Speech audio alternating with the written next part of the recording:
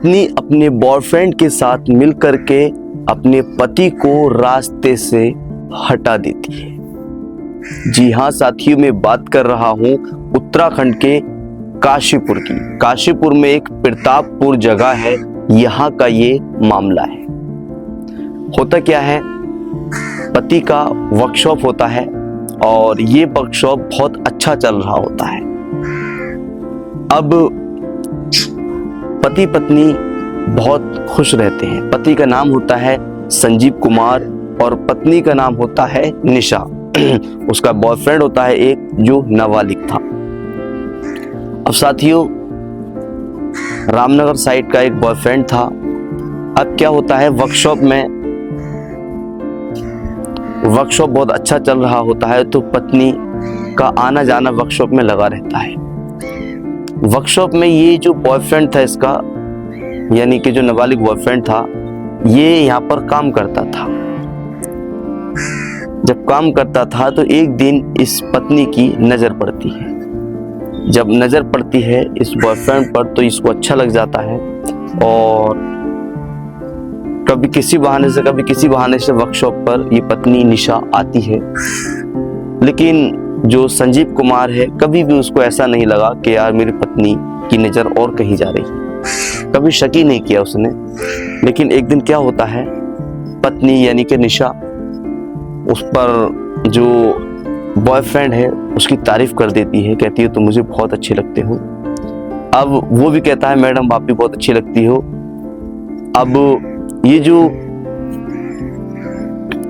Boyfriend है नाबालिग था, लेकिन औरत की जो उम्र है 24 साल है और जो पति है उसकी भी 24-25 साल उम्र है। अब क्या होता है साथियों, करीब 1 साल ही हुआ था इनकी शादी को। अब जो पत्नी है उसकी तारीफ जब करती है तो बॉयफ्रेंड खुश हो जाता है। अभी कोई संबंध नहीं होते हैं, लेकिन धीरे धीरे इन दोनों में तारीफों का सिस्टम चलता रहा, फ्लर्ट करते रहे एक दूसरे को। निशा कभी किसी बहाने से आती, कभी तो अपने घर बुला लेती थी इसको। अब जब कहती थी कि तुम मुझे बहुत अच्छे लगते हो, इतने अच्छे तो मेरे पति भी नहीं है, तो बॉयफ्रेंड को लगा यार कोई मामला है। तो वो भी उसकी तारीफों के पुल बांधता है। अब एक दिन ऐसा आता है कि निशा अपना दिल दे बैठती है इसको और कहती है कि तुम मेरे साथ कुछ करोगे। तो जो बॉयफ्रेंड है वो कहता है जब आप कह रही हो तो मैं मना क्यों करूँगा, मुझे अच्छी लगती हो आप। तो इन दोनों के साथ इन दोनों का जो है प्यार परवान चढ़ता गया, यानी कि जो बॉयफ्रेंड है और जो निशा, इनका प्यार परवान चढ़ता गया। ये एक दूसरे के साथ हम बिस्तर हो जाते हैं, लेकिन पति को इसकी अभी तक खबर नहीं होती है। ऐसा ही करीब 6-7 महीने तक लगातार चला और 6-7 महीने में निशा अपने बॉयफ्रेंड की इतनी पागल हो गई कि उसको पति की कोई खबर ही नहीं रहती थी। यानी कि पति के साथ कभी रात बिताती नहीं थी, कभी बिता दी कभी नहीं, कभी कह दिया कभी मना कर दिया, ऐसा ही इनके साथ चलता रहा। लेकिन पति ने कभी भी इस पर डाउट नहीं किया।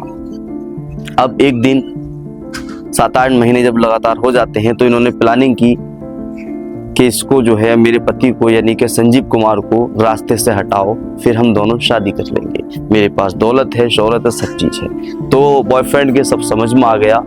अब एक दिन इसका बॉयफ्रेंड का बर्थडे आता है, रामनगर साइड का रहने वाला है। अब बर्थडे आता है तो अपने बॉस की और मैडम की दावत करता है। जब दावत करता है तो बॉस का तो मन ही नहीं होता है कि दावतें तो आती रहती हैं, लेकिन पत्नी कहती है कि तुम्हारे यहाँ पर वर्कशॉप बॉय है वो और तुम्हें वहाँ पर जाना चाहिए, चलो हम दोनों चलेंगे। लेकिन पति को अभी तक ये डाउट नहीं था कि पत्नी के गलत संबंध है। अब साथियों क्या होता है, पत्नी बहुत खुश होती है क्योंकि वो तो अपने बॉयफ्रेंड से मिलने जा रही है। अब जब ये पहुंच जाते हैं तो वो इनका स्वागत करता है दोनों का बहुत अच्छे से, यानी कि बॉयफ्रेंड पति पत्नी का स्वागत करता है इनका, बॉस का और मैडम का। मैडम तो उसकी माशूका है इसलिए। अब साथियों इनको पार्टी कराता है, बर्थडे मनाते हैं ये, और ये उधर से रास्ते से आ जाते हैं। अब इनकी प्लानिंग थी पत्नी की और बॉयफ्रेंड की कि हम उधर से लौट कर क्या तुम्हारा बर्थडे मना करके तो इस पति को हमारे हमेशा के लिए खत्म करना। तो बॉयफ्रेंड के सब समझ में आ गया था। तो जब रास्ते में जा रहे होते हैं तो पीछे से बॉयफ्रेंड आ जाता है गाड़ी के पीछे पीछे लेकिन पत्नी अपने पति से इतनी बातों में घुली मिली थी, बातों में लगा रही थी कि पति की नजर नहीं पड़ रही थी उस वर्कशॉप बॉय पर। लेकिन जब बैक वाले शीशे में देखा, मिरर में देखा पति ने कि अभी तो इसका बर्थडे मना कर आ रहे हैं और पीछे पीछे क्या करने आ रहा, तो जब गाड़ी रोकता है पति तो उसको गोली मार दी जाती है। वर्कशॉप बॉय और पत्नी मिल करके इसको, पति को रास्ते से हटा देते हैं और जो मारुति है वो खेत, धान के खेत में कर देते हैं ताकि ये एक्सीडेंट लगे। लेकिन जब पोस्टमार्टम रिपोर्ट होती है तो पोस्टमार्टम रिपोर्ट में आता है कि गले पर गन शॉट की इंजरी थी, यानी कि उस पर निशान थे। अब पुलिस सीसीटीवी फुटेज छानती है और देखती है कि पत्नी और बॉयफ्रेंड मिलकर के इसको हटा रहे हैं रास्ते से। अब जब पत्नी से पूछताछ की जाती है तो पत्नी पूरी उखड़ जाती है। जब उखड़ जाती है तो पूरा सच बयां कर देती है। साथ ही बॉयफ्रेंड और पत्नी को, दोनों को हिरासत में ले लेती है पुलिस।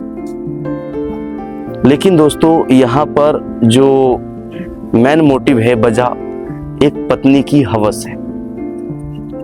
औरतें ऐसा क्यों कर रही हैं? आजकल औरतों के बहुत ज्यादा केसेस ऐसे सामने आ रहे हैं, हजारों की तादाद में दुनिया में।